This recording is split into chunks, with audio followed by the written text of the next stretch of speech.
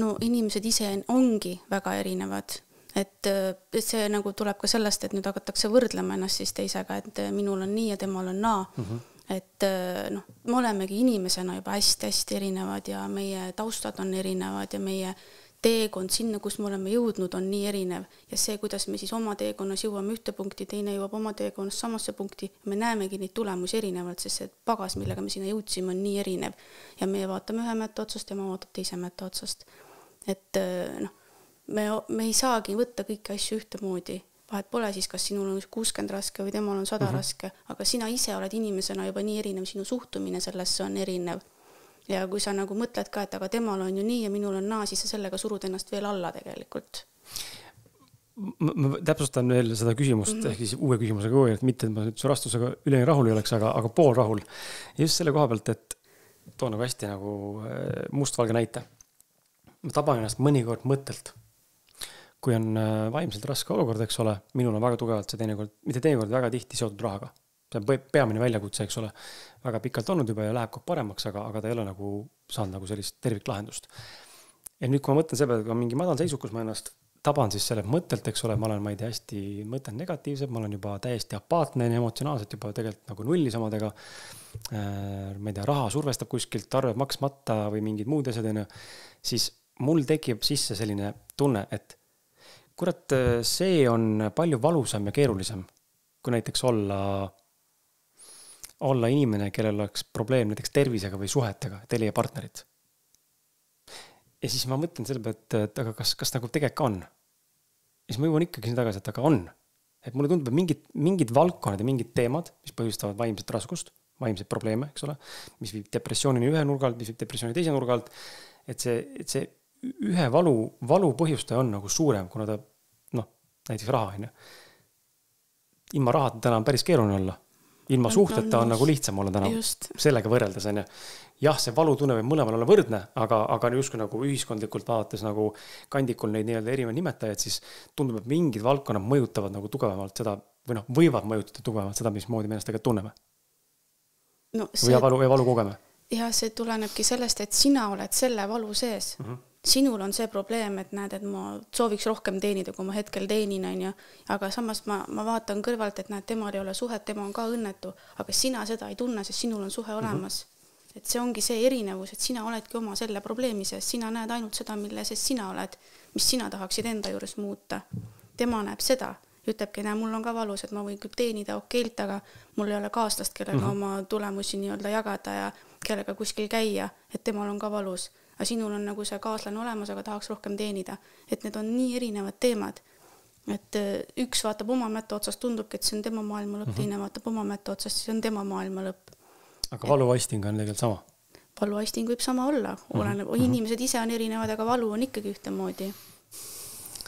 Aga kui me räägime depressioonist ja ärevusest või ma ei tea, kroonilisest stressist või juba sellisest ongi emotsionaalselt tühjaks olemisest ja kogu sellest madalseisust nii-öelda. Kui võtame selle kompoti kokku, siis mis on need paar suuremat sellist mõjutajat, mis kas meid panevad kiiremini liikuma selle madalseisu suunas ja hoiavad meid kinni ka veel seal. Oskad äkki mõnda välja tuua, mis tegelikult ei aita kaasa sellises olukorras enam, aga teevad tegelikult hullemaks, aga me kõik teeme seda aeg-ajalt, alateadlikult või teadlikult siis. No mina jõuan ikka sinna mõttemaailmasse kinni, et tegelikult on ju meie mõtted need, mis nagu kõike loovad, et kui me oleme ju ka mingis olukorda sukeldumas ja me hoiame sellest mõttega kinni, siis me tõmbame ennast sinna järjest sügavamalt. Et seda sama tegin ka mina ise endaga. Et ma tundsin ära, et mul on halb ja sellest, et nagu seda endale süvendada, siis ma hakkasin sellest halvast kinni, et mul on siit valus ja nüüd mul valutab siit on ja ei, ma ikka ei jõua välja minna, sest kui ma välja lähen, siis ma ju kindlasti hakkab pea ringi käima ja ma kukun kokku, eks ole. Et see on see, et ma töötlesin ennast ise järjest sinna sügavamale ja tegelikult on ju kõikide nende vaimsete probleemidega täpselt sama teema, et kui sa haarad sellest mõttest kinni ja sellest lahti ei lase, siis sa lähedki järjest sügavamale, sa kasvatad seda endale. Et aga samas, kui sa oled seal lävepakul ja tunned, et nüüd hakkab minema halvasti, siis keera enda mõtted ringi, et ei, mul läheb hästi. Ma ei hoia sellest kinni, ma vaatan, mida on head. Alati on midagi head. Inimesed ütlevad, et ma ei näe kunagi mitte midagi positiivset. Mina sellega nõus ei ole. Alati on kuskil midagi positiivset, millest kinni haarata. Et otsi üles see. ja hakka seda enda jaoks kasvatama. Jaa, ma olen nõus. Aga teistpidi ma olen mõelnud ka selle peale, et see sama lause on, et alati on midagi positiivset, mida märgata ja mida vaadata, sõltub, mis nurgalt sa seda asja vaatad. Et leia see üles. Tihtipeale on väga keeruline leida seda sellises hetkes on seda positiivset nurka ja võib-olla teinekord ei näegi ise, või keegi peab sul näita väljapoolt. Just. Aga samal ajal on ju olukorrad maailmas, millele saab anda nagu hinnangu halb, on ju, nõme, tobe, ebameeldiv, millel ei olegi veel positiivset nurka. Või noh, hästi nagu võib-olla kole näida, aga ma ei tea, mingid vägistajad. No mis saab olla, nagu et see ongi see, et mulle tundub, et mingites kohtades nagu on väga keeruline tegelikult nagu leida seda kohta endale ära seletada nüüd, et siin on mingi positiivne nurk kellegi kogemuse või kogemise taga. Aga enamjaolt ma saan aru tegelikult on. No mina soovitan nendel hetkedel, et vaata tagasi siis oma minevikule, oma elule, püüa sealt midagi kinni. Vaata ümberringi oma inimesi, sul on kindlasti toredaid lähedasi, kelle eest tänulik olla, et nad sul olemas on, et nendega koos midagi positiivset siis luua enda mõttemaailma. Et natuke kõrval astuda sellest olukorrast, kus tõesti mitte midagi positiivset ei saa olla. Et astu sellest hetkest välja ja meenuta, kui sul on tore perekond, haara neist kinni, ole tänulik, et nemad sul olemas on lähedased, parimad sõbrad, mis iganes. Me oleme oma elus kõik midagi positiivset kogenud, et võtta korraks see siis enda südamesse, et kasvata seda. Aga ma enne rääkisime sellest, et mis need asjad, mis viivad nagu võib-olla sügavamale ja hoiavad kinni, on ju, okei, sa mainisid mõtlemist, aga vaadates nagu teiselt poolt, mis võiks olla need üksikud nimetajad või võimalused, mis toovad sellest kohast välja. Peale selle ma vaatan läbi selle nurga, et mis on positiivset, mis veel võiks olla selline asi, mis võib-olla aitaks peatada seda negatiivset rongi mu enda peas või elus. Hobid, liikumine, suhtlemine, sotsiaalsed seltskonnad, kultuurikülastused, et leia tegevust endale. Et vaata, igal aasta ajal on tegelikult ka midagi teha, et mine kodust välja, tee trenni, külasta näituseid, teatreid, mine sõpradega kuskile kohvikusse istuma, kinno, midagi. Et sellist, et ära jää üksi. Aga huvi ei ole? Nagu lähme korras sellesse jäänesurgu, nagu huvi ei ole?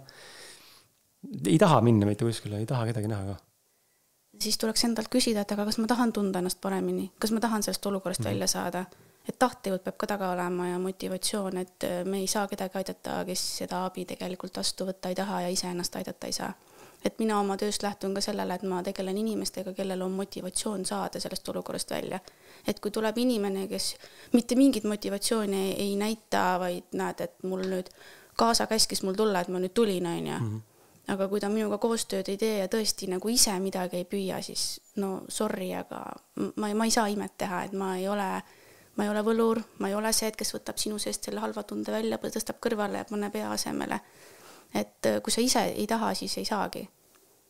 Et see on nagu minu suund ka, et mida ma olen nagu ka näinud inimeste puhul, et kellel on see mott on nii laes ja ütleb, et no aita kuskilt pihta hakata. Ta hakkab veerema ja ma seisan tal kõrval ja aitan, kuni ta selle hoo sisse saab ja ta enam tagasi ei kuku. Aga kui tuleb inimene, kes isegi ühte sammu ei ole nõus astuma, siis no ei olegi midagi teha. Et kui huvi ei ole ja tahad ennast halvasti tunda, siis nii on paraku. Et see on nagu ka minu lähenemine, et vägisi ei saa. Ja panen mõtlema vahele see, et enda kogemuselt näen ka, et teatud situatsioonides, mis on nagu minu enda elus olnud, siis lähevad võib-olla väga keeruliseks mingil hetkel enda jaoks, siis tekibki see apaatsus. No, aga siis tekibki selline koht juba, et tead, aga näita siis universum on, või see elu on, mida sa tegelikult nagu tahad siis minust saada? Ma annan alla. No I give up, I surrender nagu täielikult lihtsalt. Lasengi ennast põhja kukkuda ja ei tee mitte midagi, mis siis saab? No ma olen mõelnud, ma pole lõpuni välja läinud sellega. See mõttes niimoodi, et ikkagi tekib mingi hetk see kohustuse tunne, et okei, ma pean tegelikult ju pean siit tegelikult välja saama, et nii tegelikult ei saa. Aga see ongi see märk ju. Kui sul see tunne tekib, et sa pead sealt välja saama. Et kui see sinna lõpuni ei kuku, et siis tegelikult ju tulebki see märk ju tee peale ette sulle, et midagi on vaja teha. Tihti öeldakse selle peale seda ka, et kui muutust ei tule, siis järelikult pole veel piisav valus. Aga ma ei ole sellega nõus, sest et nagu ma näen inimesi ja kuuled ja enda kogemused samamoodi ja ja kuuled inimest, kes tegelikult on ammu juba nagu nii valus, aga ei tule see muutus. Aga miks ei tule muutus siis? Järelikult ei ole leidnud endas veel seda tahtejõudu ülesse. Et mina ikkagi, minul endal tuli see tahtejõud ja ma olen näinud üle, no ma ei teagi kui palju, väga paljudel inimestel seda, et kui ta lõpuks ikkagi maha istub, ütleb, et ma tahan, siis hakkab minema. Et mul on ühel tuttaval ka üks siuke lähedane sugulane, kes nagu võiks välja ronida oma august, aga ta nagu ise ütleb ka, et mul on praegu hea ju. Ma võin olla siin ju. Las ma siis olen. Ma ei saagi midagi teha. Ja ongi ja vaatadki kõrvalt ja pühid pisarat, et no tahaks ju, et läheks paremini, aga ta ei taha. Ja kui sa nagu ikkagi sinna auku kukud ja ütleb, mul on nii valus, et aga küsi, kas sa tahad sellest välja tulla? Sest välja tulemiseks on vaja muutust. Ja tegelikult on see muutus tavaliselt isegi kordades valusam, kui see olukord ise esimese hooga võib tunduda, sest sa pead midagi nii kardinaalselt muutma, sa astud mugavustsoonist välja ja see on valus tegelikult. Et ükskõik mis suunas sa siis astud, aga see ei ole alguses meeldiv. Lõpuks, kui sa sealt oled välja astunud, siis alles hakkad aru saama, et tegelikult on ju kõik jumala hästi ja läheb järjest paremaks. Jah, see ebamugavusest läbi minemine, et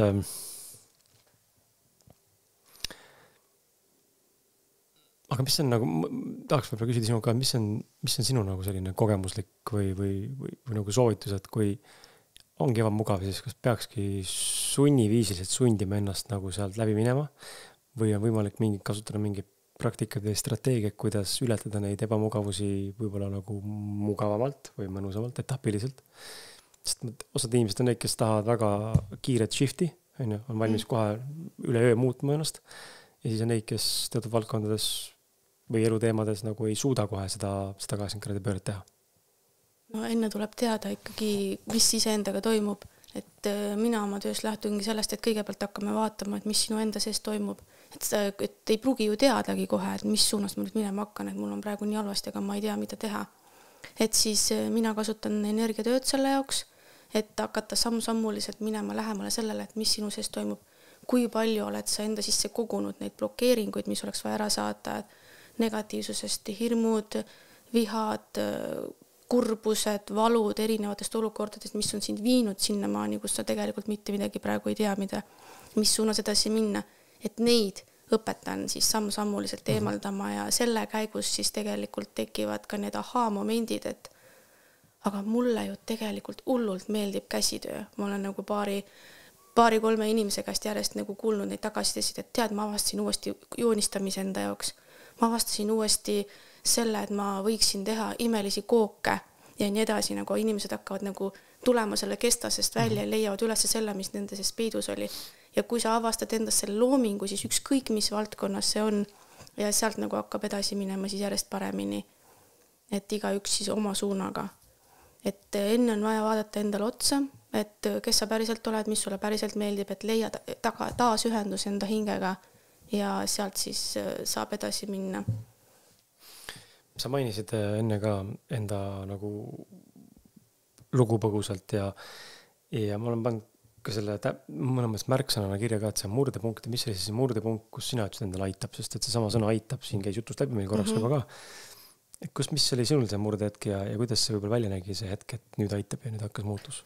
Et kui ma päris põhjasomadega olin, et niimoodi, et ma käisin päris tihti EMO vahet, mul käis kodus kiirabi, mul oli nii paha olla ja kuni lõpuks jõudis minuni sõna, et ärevushäire, kuna kõik analüüsid olid korras ju, arstid keitavad õlgu, et sul on ju kõik korras ja mina olin ometi tunne, et ei ole korras ju, ma ei suuda püstigi seista, mul käib kõik ringi, mul on pulss on nii kõrge, mul on kohe hakkan surema ja arstid olid, no ei ole, kõik on korras, et see on ärevushäire.